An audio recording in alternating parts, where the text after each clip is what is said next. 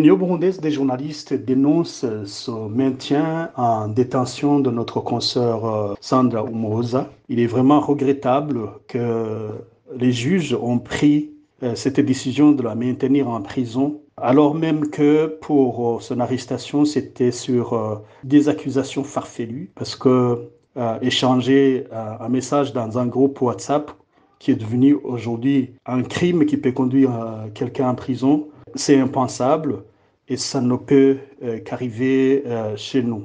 Nous en appelons encore une fois aux autorités de ce pays pour qu'ils cessent ces intimidations et ces violations des droits des journalistes pour que Sandra Umuhoza puisse retrouver sa liberté, puisse retrouver sa famille. Parce qu'on sait bien qu'il n'y a aucun délit qu'elle a commis. Et si jamais délit devait y avoir, on ne comprend pas pourquoi on le maintiendrait en prison parce que ce n'est pas une criminelle. Là est même impensable aujourd'hui, surtout quand on voit même avec la révision de la loi sur la presse qui consacre la dépénalisation des délits de presse. Si jamais délit y avait, la place des journalistes ne devrait pas être en prison. Et donc, nous lançons encore une fois un appel aux autorités burundaises pour que ces intimidations et ces violations cessent.